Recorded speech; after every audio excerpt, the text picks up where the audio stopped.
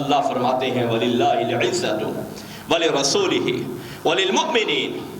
سن لو، عزت کا سرچشمہ اللہ ہے، وہ جس کو چاہتا ہے عزت عطا فرماتا ہے، اور یہ عزت رسول اللہ صلی اللہ علیہ وسلم کے لیے ہے، یہ عزت اہل ایمان کے لیے ہے، اور منافقین کو اس بات کا علم نہیں ہے۔ اعوذ باللہ من الشیطان الرجیم، بسم اللہ الرحمن الرحیم۔ وَإِذَا قِيلَ لَهُمْ آمِنُوا كَمَا آمَنَ النَّاسُ قَالُوا أَنُؤْمِنُ كَمَا آمَنَ السُّفَهَاءُ أَلَا إِنَّهُمْ هُمُ السُّفَهَاءُ وَلَكِنْ لَا يَعْلَمُونَ۔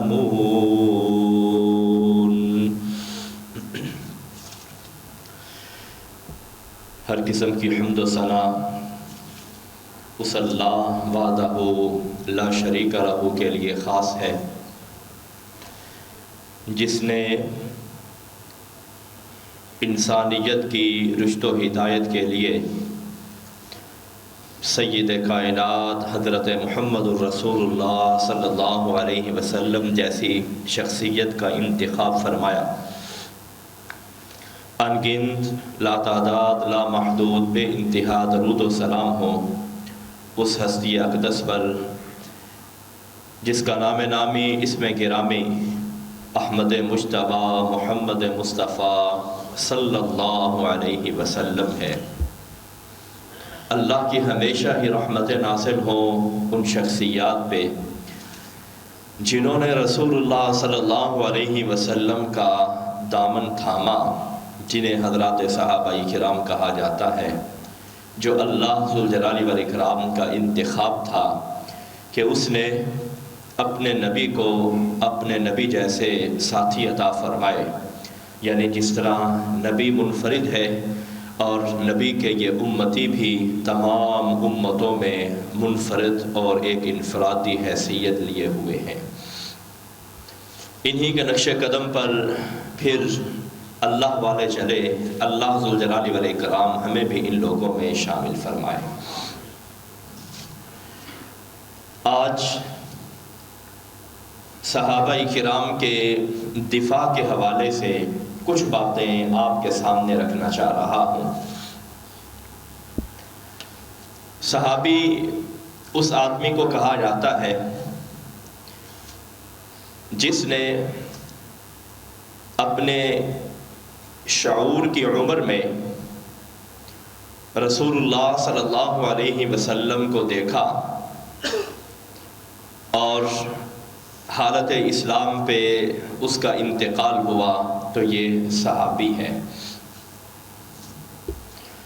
بعض علماء نے اس کے اندر اور زیادہ وسعت اختیار کی اور صحابہ میں ان بچوں کو بھی شامل کیا جن کو رسول اللہ صلی اللہ علیہ وسلم نے دیکھا، یعنی چند ماہ کے تھے، سال 2 سال کے تھے۔ صحابہ اکرام کی عادت مبارکہ تھی کہ جب بچے کی پیدائش ہوتی، برکت کے لیے، دعا کے لیے وہ رسول اللہ صلی اللہ علیہ وسلم کے پاس لے کر آتے۔ تو ایسی شخصیات بھی صحابہ اکرام کے اندر شمار کی جاتی ہیں۔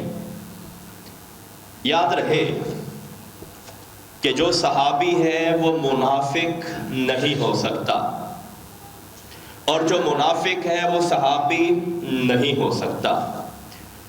صحابی پکا جنتی ہے اور منافق پکا جہنمی ہے۔ بعض لوگ دھوکہ دینے کے لیے یہ باور کراتے ہیں، دیکھیے جی رسول اللہ صلی اللہ علیہ وسلم کے زمانے میں فلاں فلاں تھے، منافقین کا نام ذکر کر کے ان کے اوپر صحابیت کا لیبل لگاتے ہیں۔ یہ بالکل غلط ہے۔ صحابی اور منافق یہ متضاد چیزیں ہیں۔ صحابی ہوگا تو منافق نہیں ہوگا، اگر منافق ہوگا تو صحابی نہیں ہوگا۔ اور یہ صحابہ یہ وہ جماعت ہے جن کا دفاع اللہ ذوالجلال والاکرام نے کیا ہے. یہ بات یاد رہے کہ صحابہ کرام معصوم نہیں ہیں، گناہوں سے پاک نہیں ہیں، ان سے گناہ سرزد ہوئے. زنا کا بھی ارتکاب ہوا، شراب نوشی کا بھی ارتکاب ہوا، چوری کا بھی ارتکاب ہوا، اور خیانت کا بھی ارتکاب ہوا. لیکن اس کے باوجود اللہ ذوالجلال والاکرام نے ان کو معاف کر دیا کہ میں نے تم کو معاف کر دیا ہے. انبیاء علیہ السلام معصوم ہیں. انبیاء علیہ السلام کی اللہ ذوالجلال والاکرام نگہبانی کرتے ہیں. قدم دائیں سے بائیں یا بائیں سے دائیں ہو تو اللہ ذوالجلال والاکرام فوراً وحی کرتے ہیں کہ اس کو اس طرح نہیں کرنا، اس طرح کیجیے. اس کے علاوہ جتنے بھی لوگ ہیں وہ سب ان سے خطا کا ارتکاب ہوتا ہے، لیکن ان کی خطاؤں کو برسر عام بیان کرنا، ممبر و محراب پہ بیان کرنا، میڈیا کے اوپر بیٹھ کر ان کی غلطیوں کو اچھالنا، یہ خود اللہ ذوالجلال والاکرام کی سنت کے خلاف ہے، رسول اللہ صلی اللہ علیہ وسلم کی سنت کے خلاف ہے، حضرات صحابہ کرام کی سنت کے بھی خلاف ہے. رسول اللہ صلی اللہ علیہ وسلم نے ایک جنگ کی، صحیح بخاری 4900 نمبر پر یہ حدیث موجود ہے، اور 8 جگہوں پر یہ حدیث صحیح بخاری کے اندر موجود ہے. بنو مستلق اور غزوہ مریسی ایک جنگ کے 2 نام ہیں جو تقریباً 6 ہجری میں ہوئے. واپسی پر جب مسلمانوں نے پڑاؤ کیا پانی کے چشمے پر، ایک انصاری غلام کا اور ایک مہاجر غلام کا آپس میں جھگڑا ہو گیا. پانی لینے کے لیے گئے، اس نے کہا میری باری ہے، اس نے کہا میری باری ہے. جھگڑا ہوا تو جو انصاری مہاجر یعنی غلام تھا اس نے انصار کو بلایا، اور جو مہاجر غلام تھا اس نے مہاجرین کو بلایا. رسول اللہ صلی اللہ علیہ وسلم کو اطلاع ملی کہ اس طرح چشمے کے اوپر لڑائی ہوئی ہے. آپ فوراً چلے گئے. آپ صلی اللہ علیہ وسلم نے پوچھا کیا معاملہ ہے، معاملہ بتایا گیا تو آپ صلی اللہ علیہ وسلم نے ارشاد فرمایا ما بال دعوى الجاہلیہ دعوها فإنها منتنہ دعوها فإنها خبیثہ. یہ تو جاہلیت کی باتیں ہیں. لڑائی ہو گئی، اپنے بشروں کو طلب کیا کہ آجو لڑائی کرنے کے لیے. یہ جاہلیت کی باتیں ہیں، چھوڑ دو ان جاہلیت کی باتوں کو. رسول اللہ صلی اللہ علیہ وسلم نے معاملے کو ٹھنڈا کیا. اب واپس تشریف لے گئے، معاملہ ختم ہو گیا. رئیس المنافقین عبداللہ بن ابی یہ بھی وہاں پہ آ پہنچا. اس نے کہا اچھا، انصار کو کہنے لگا، خود یہ انصاری تھا، انصار کو کہنے لگا یہ وہی لوگ ہیں جو تمہارے ٹکڑوں پہ پلتے رہے ہیں، یہ وہی لوگ ہیں جن کو تم اپنے گھر دیا کرتے تھے، یہ وہی لوگ ہیں جن کی تم بہت زیادہ خدمتیں کیا کرتے تھے، آج تمہارے سامنے کھڑے ہو گئے نا. اور ساتھ اس نے یہ بات کہی کہ ان لوگوں کی اگر تم روٹی بند کر دو نا یہ سارے بھاگ جائیں گے، یہ تو روٹی کے پیچھے مدینے میں پڑے ہوئے ہیں معاذ اللہ. اور اگلی بات جو صراحتاً گستاخی تھی، کہنے لگا کہ میں مدینے میں جب جاؤں گا محمد رسول اللہ صلی اللہ علیہ وسلم کو مدینے سے نکال دوں گا. اسے بڑی چڑ اور حسد تھا کہ لوگ جو مجھے بادشاہ بنانے والے تھے یثرب کا، مجھے چھوڑ کر رسول اللہ صلی اللہ علیہ وسلم کی طرف کیوں راغب ہو گئے.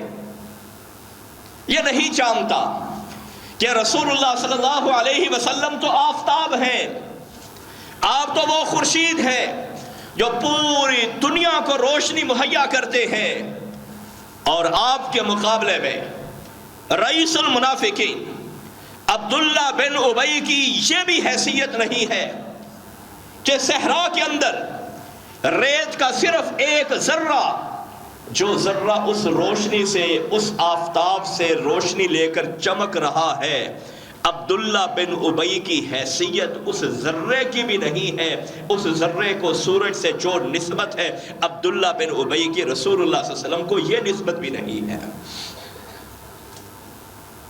حضرت زید بن ارقم رضی اللہ تعالی عنہ جو اس حدیث کے راوی ہیں، یہ بھی وہاں پہ موجود ہے۔ انہوں نے یہ واقعہ سنا، یہ واقعہ دیکھا، اپنے چچا کو بتایا، چچا آج عبداللہ بن ابی نے اس طرح کی باتیں کی ہیں مسلمانوں کے بارے میں، اہل ایمان کے بارے میں اور رسول اللہ صلی اللہ علیہ وسلم کے بارے میں۔ رسول اللہ صلی اللہ علیہ وسلم کو انہوں نے جا کر اطلاع دی کہ اللہ کے نبی صلی اللہ علیہ وسلم یہ معاملہ ہے۔ آپ صلی اللہ علیہ وسلم نے رئیس المنافقین اور عبداللہ بن ابی، رئیس المنافقین اور اس کی جو باقی جماعت کے لوگ تھے، ان سب کو طلب کیا۔ آ گئے، آپ نے پوچھا کیا بات ہوئی؟ کہنے لگے نہیں جی کوئی ایسی بات نہیں، ہم تو آپ کا بڑا احترام کرتے ہیں، آپ کی بڑی تعظیم کرتے ہیں، یہ بچہ ہے نا اس کو غلطی لگی ہے، ہم نے کوئی ایسی بات نہیں کہی۔ رسول اللہ صلی اللہ علیہ وسلم کے سامنے منافقین کی پوری جماعت نے اللہ کو گواہ بنا کر یہ بات کہی ہے جی ہم نے کوئی آپ کی گستاخی نہیں کی، ہم نے کوئی ایسی بات نہیں کی۔ رسول اللہ صلی اللہ علیہ وسلم نے جو اپنا فیصلہ دیا، آپ کی سپریم کورٹ نے جو فیصلہ دیا، وہ یہ تھا کہ زید بن ارقم نے جھوٹ بولا ہے اور یہ اتنے لوگ جو بات کر رہے ہیں یہ صحیح بول رہے ہیں، سچ بول رہے ہیں، حقیقت کے مطابق ہے۔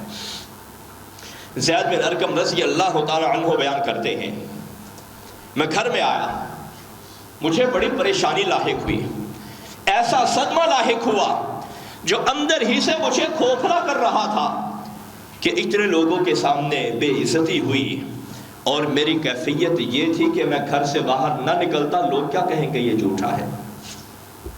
صحابہ کرام جھوٹ نہیں بولا کرتے تھے، جھوٹ نہیں بولا کرتے تھے صحابہ کرام، اس لیے انہیں بڑی پریشانی لاحق ہوئی۔ اللہ ذوالجلال والاکرام اب اپنے پیغمبر کے اس ساتھی جس کا نام حضرت زید بن ارقم رضی اللہ تعالی عنہ ہے، اس کا دفاع کس انداز سے کیا۔ اللہ ذوالجلال والاکرام نے سورۃ المنافقون نازل فرمائی، اور اس میں جو عبداللہ بن ابی نے باتیں کہی تھی، ہم الذین یقولون لا تنفقوا علی من عند رسول اللہ حتی ينفضوا وللہ خزائن السماوات والارض ولیکن المنافقین لا یفقہون۔ فرمایا ان لوگوں نے، ان منافقین نے یہ بات کہی ہے کہ رسول کے جو ساتھی ہیں ان ساتھیوں میں تم خرچ کرنا چھوڑ دو، حتی ینفضوا، یہ سارے کھسک جائیں گے، بھاگ جائیں گے، یہ روٹی کے لیے مدینے میں پڑے ہوئے ہیں۔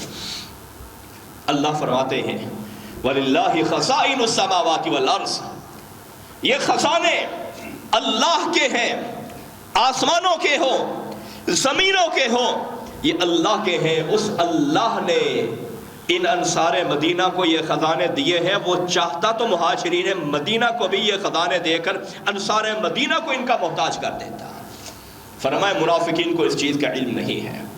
اور دوسری اس نے جو گستاخی کی، دوسرا جو اس نے جرم کیا وہ یہ تھا لَيُخْرِجَنَّ الْأَعَزُّ مِنْهَا الْأَذَلَّ، کہ جو معزز ترین ہے وہ اپنے سے کم کو مدینے سے نکال دے گا۔ اللہ فرماتے ہیں وَلِلَّهِ الْعِزَّةُ وَلِرَسُولِهِ وَلِلْمُؤْمِنِينَ، سن لو عزت کا سرچشمہ اللہ ہے، وہ جس کو چاہتا ہے عزت عطا فرماتا ہے، اور یہ عزت رسول اللہ صلی اللہ علیہ وسلم کے لیے ہے، یہ عزت اہل ایمان کے لیے ہے، اور منافقین کو اس بات کا علم نہیں ہے۔ وہ سمجھتے ہیں کہ رسول اللہ صلی اللہ علیہ وسلم نے ہماری عزت چھینی ہے، حالانکہ اللہ ذوالجلال والاکرام نے رئیس المنافقین کی عزت چھینی ہے۔ عزت بھی ایک نعمت ہے، جس طرح مال و دولت نعمت ہے، سکون نعمت ہے، خوبصورتی نعمت ہے، حسن نعمت ہے، صحت نعمت ہے، اسی طرح عزت بھی ایک نعمت ہے۔ مت کسی سے حسد کیجئے کہ اس کے آنے سے میری عزت کم ہوئی ہے، یہ عزت کی تقسیم اللہ ذوالجلال والاکرام کی طرف سے ہوتی ہے، وہ جس کو چاہتا ہے جتنی عزت عطا فرما دیتا ہے۔ یہاں پہ ایک صحابی کی بات کا اللہ ذوالجلال والاکرام نے دفاع کیا، اور دفاع کے اندر ایک پوری صورت کو نازل کر کے منافقین مدینہ کو بے نقاب کیا. انہوں نے اپنے چہروں کے اوپر جو ماسک لگائے ہوئے ہیں اور جو چہرے چھپائے ہوئے ہیں، اللہ ذوالجلال والاکرام نے پوری دنیا کے لیے اس کو واضح کیا ہے کہ یہ اس طرح کے لوگ ہیں. اور ان کے مقابلے میں میرے نبی کا جو سچا صحابی ہے حضرت زید بن ارقم، وہ واقعتاً ہی سچا ہے. رسول اللہ صلی اللہ علیہ وسلم نے حضرت زید بن ارقم کو بلایا. آپ نے دوبارہ یہ فیصلہ جاری کیا اللہ کے کلام کی روشنی میں کہ اے زید بن ارقم، تم نے سچ کہا تھا، اور اس دن جو منافقین نے قسمیں اٹھائی تھی انہوں نے جھوٹی قسمیں اٹھائی تھی. یعنی جب نبی کے صحابی پر کوئی حرف آیا، کوئی اعتراض ہوا، تو اللہ ذوالجلال والاکرام نے اس کا دفاع کیا ہے. حضرت حاتب بن ابی بلتہ رضی اللہ تعالی عنہ کا واقعہ مشہور ہے. صحیح مسلم 2494 نمبر پر اور صحیح بخاری میں بھی کئی مقامات پر یہ واقعہ موجود ہے. حاتب بن ابی بلتہ رضی اللہ تعالی عنہ نے ایک جنگی راز فاش کیا. اگر وہ راز دشمنوں تک پہنچ جاتا نہایت بڑی خون ریزی ہونی تھی. راز کیا تھا کہ رسول اللہ صلی اللہ علیہ وسلم نے ارادہ کیا 8 ہجری میں مکہ مکرمہ پر حملہ کرنے کا اور مکہ مکرمہ کو اسلام کا قلعہ بنانے کا، اسلام کی سرحد کے اندر شامل کرنے کا. آپ صلی اللہ علیہ وسلم کا یہ معمول تھا، اب جب بھی جنگ کے لیے تشریف لے جاتے آپ جگہ کا تعین نہیں کیا کرتے. اور صحابہ کرام، یہ اللہ اکبر، یہ وہ صحابہ تھے جہاں پہ رسول اللہ صلی اللہ علیہ وسلم نے چلایا چلے گئے. کبھی نہیں پوچھا جی کتنے دنوں کا سفر ہے، کہاں جانا ہے. جنگ تبوک کے موقع پر آپ نے صرف صراحت کی تھی کہ ہم نے تبوک جانا ہے. اس کے علاوہ آپ صلی اللہ علیہ وسلم سمت کا تعین کرتے کہ ہم نے اس سمت پہ جانا ہے. آپ نے یہ پلان تشکیل دیا. مدینہ طیبہ میں ایک خفیہ میٹنگ ہوئی کہ اب ہم نے مکہ مکرمہ پہ حملہ کرنا ہے، مکہ مکرمہ کو اسلام کے اندر داخل کرنا ہے.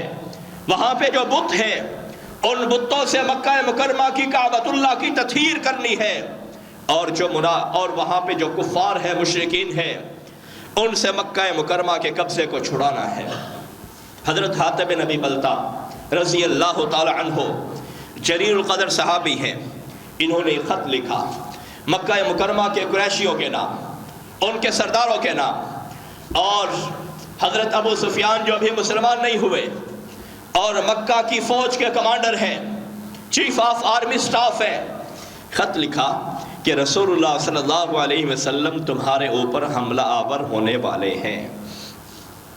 ایک اعتبار سے یہ غداری تھی، بہت بڑا جرم تھا. رسول اللہ صلی اللہ علیہ وسلم کو مخبری ہوئی. آپ کا مخبری کا نظام بڑا ہی مستحکم تھا. ظاہر بات ہے اللہ ذوالجلال والاکرام اپنے پیغمبر کی ایسے ایسے لشکروں سے مدد فرماتے جن کو صرف اللہ جانتا ہے.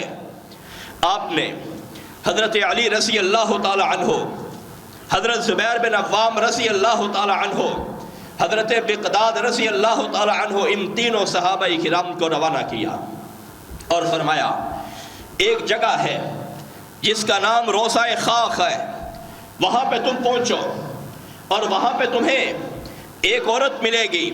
فَإِنَّ بِهَا ضَعِينًا مَعَهَا كِتَابٌ فَخُذُوا مِنْهَا. اس کے پاس ایک لیٹر ہے، وہ لیٹر لے کر آؤ، خط لے کر آؤ. یہ صحابہ کرام پہنچے. واقعتاً اس مقام پہ وہ عورت، وہ جاسوسہ جا رہی تھی. حضرت علی رضی اللہ تعالی عنہ نے کہا اپنے اونٹ کو بٹھاؤ.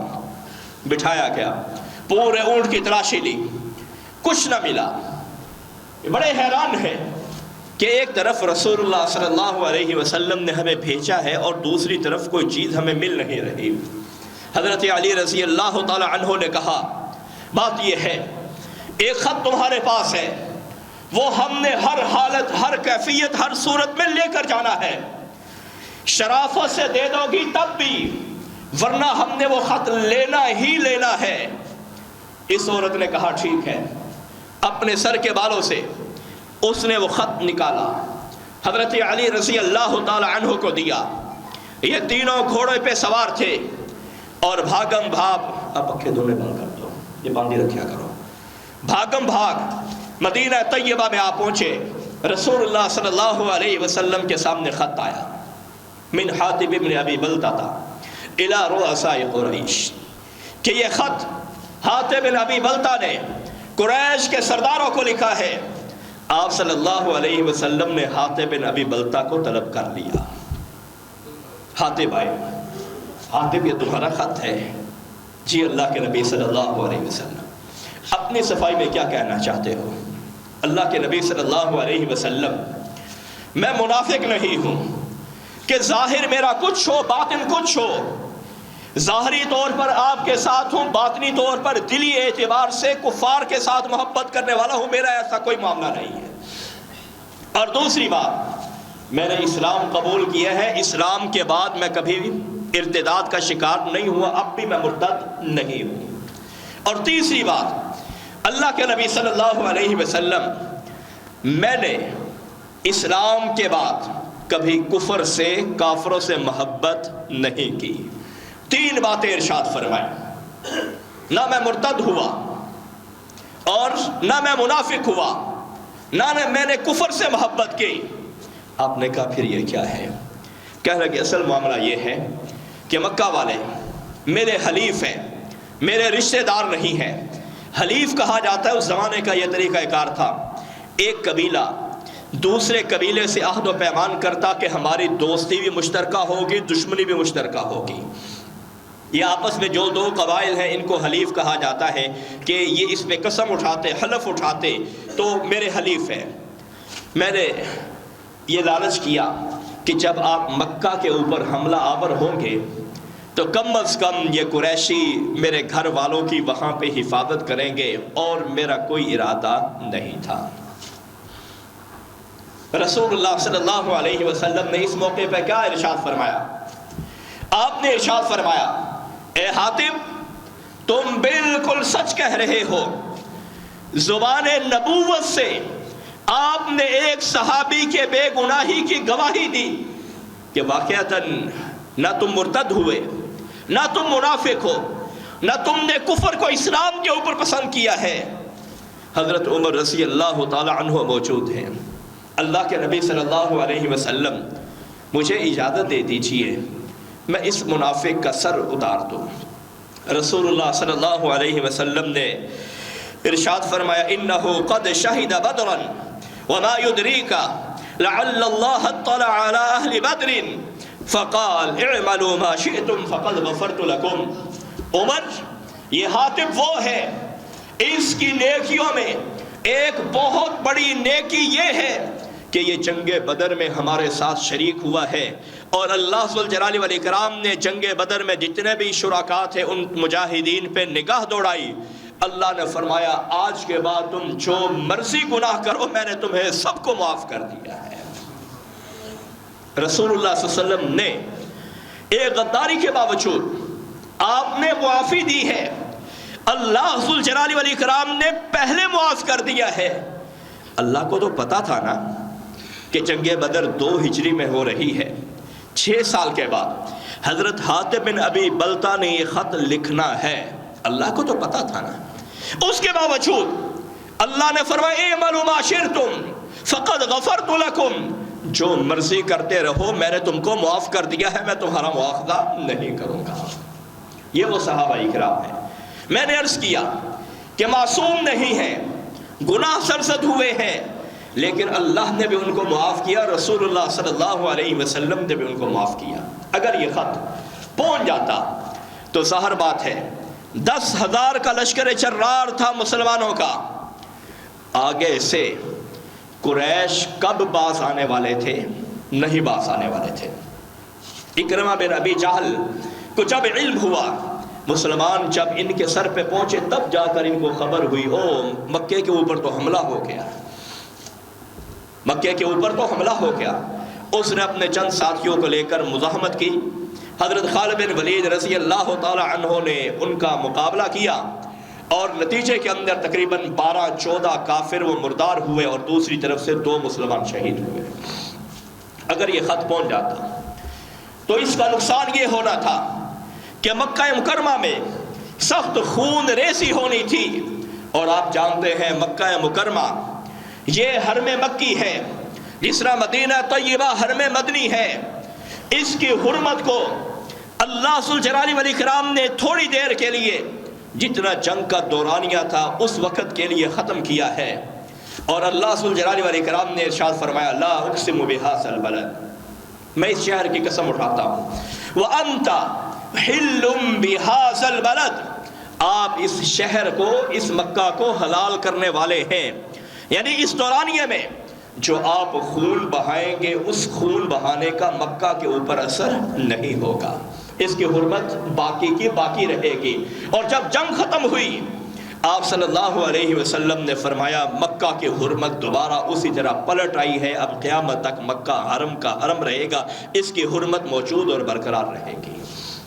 اگر یہ خط پہنچ جاتا، یہ مکہ والے کون ہیں؟ یہ وہ ہیں جنہوں نے آپ سے جنگ بدر لڑی ہے، 2 جنگیں ہوئی ہیں بدر کے مقام پہ، بدر اولا اور بدر ثانیہ۔ اسی طرح غزوہ سویق ہوا، ابو سفیان لشکر لے کر آیا، جنگ احد ہوئی، غزوہ خندق ہوا، یہ ساری جنگیں یہ مکے سے اٹھ کر مدینہ لڑنے کے لیے یہ لوگ گئے ہیں۔ یہ کیسے ممکن تھا کہ وہ مکہ کو پلیٹ کے اندر رکھ کر مسلمانوں کے حوالے کر دیتے؟ ممکن نہیں تھا۔ اگر یہ خط پہلے پہنچ جاتا تو پورا مکہ رسول اللہ صلی اللہ علیہ وسلم کے خلاف اور مجاہدین اسلام، مہاجرین اسلام، انصار اسلام کے خلاف کھڑا ہو جاتا، اور دوسری طرف بھی 10,000 کا لشکر جرار تھا۔ اب خود ذرا تصور کیجئے کہ کتنی زیادہ خون ریزی ہونی تھی اگر یہ خط پہنچ جاتا۔ لیکن اس کے باوجود اللہ نے بھی حاطب کو پہلے ہی معاف کر دیا، اور اس موقع پر رسول اللہ صلی اللہ علیہ وسلم نے بھی کوئی مواخذہ نہیں کیا، کوئی مواخذہ نہیں کیا۔ کیوں؟ کہ یہ بدر کے اندر شریک ہو چکے ہیں۔ اس لیے صحابہ کرام سے اگر کوئی غلطی سرزد ہوئی ہے، انہوں نے زندگی میں ایسی نیکیاں کی ہیں جن نیکیوں کی وجہ سے ان کی بعد والی جو کوتاہیاں ہیں یا غلطیاں ہیں اللہ ذوالجلال والاکرام نے وہ پہلے ہی معاف کر دی ہیں۔ اللہ ذوالجلال والاکرام ہم سب کو یہ سچا عقیدہ عطا فرمائے۔